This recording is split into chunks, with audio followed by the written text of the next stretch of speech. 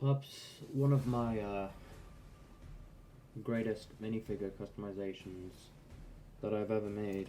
So this is just the minifigure. Nothing too special there other than the dual molded leg printing, which is pretty nice. Always nice to get dual molded legs, but yeah, it's a pretty cool minifigure. But this figure could be cooler. So this is what the minifigure now looks like. A lot better, which was the point. Because I knew, yeah, this is a cool figure, but you know, what if I want him to have a gun? What if I want him to have, like, sword, like a sword sheath thing in his back?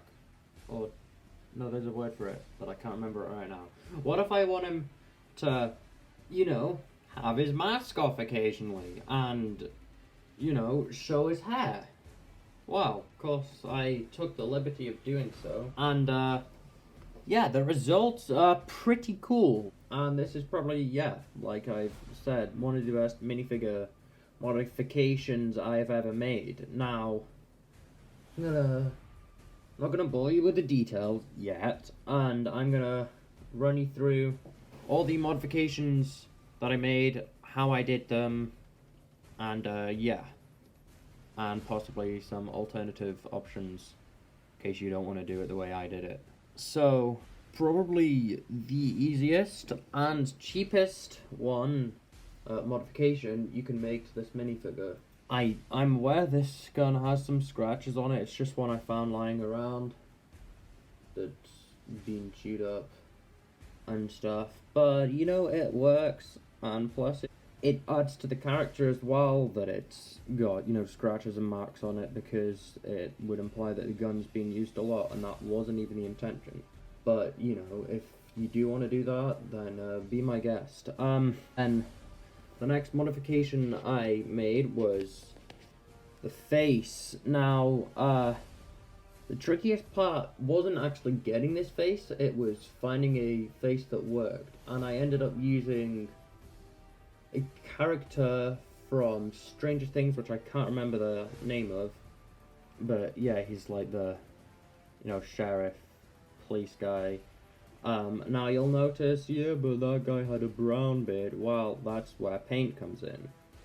Now, I did paint this minifigure. If you're not comfortable doing that, you can just leave it how it originally was, and, you know, use brown hair if you wanted a younger Slade Wilson / Deathstroke.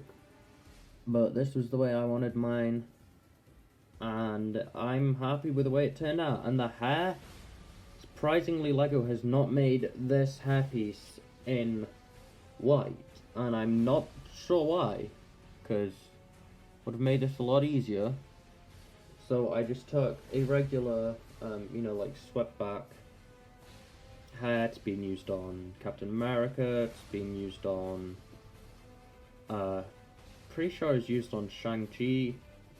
It's been used on so many characters, it's not even hard to come by. So, and then I just spray painted it white, because obviously it's got to match the beard, because from my research, he has white hair and a white sort of goatee, which is what I wanted. Now, I did remove a bit of, like, sideburns off this guy's face as well, just to give it the expression that I wanted.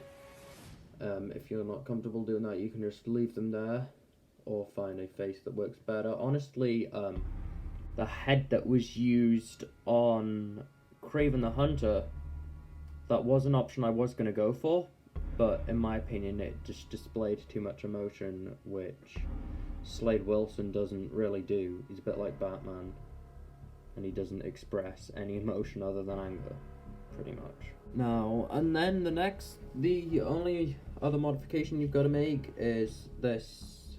I'm not even sure what this is called, like a sword sheath thing. Got it from a Ninjago character, I believe it was Jay, but you can find these anywhere. And then I just put in 2 silver swords, and I'm pretty happy with the way this guy ended up looking. Looks a lot better than the original minifigure.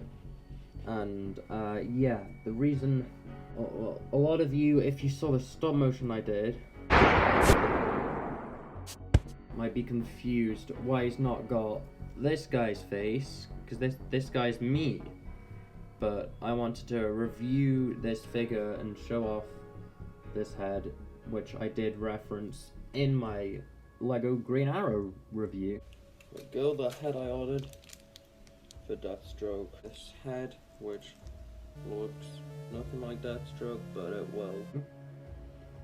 With the modifications I made to him, which is funny because I made modifications to them both, which is pretty cool. And yeah, because I knew that I'd have to like upgrade them to make them look better, because they just didn't look the way I wanted them to. So see, here's some other like pieces, like the hood, and then the torso with the original arms and stuff, and then obviously this is how Green Arrow ended up looking.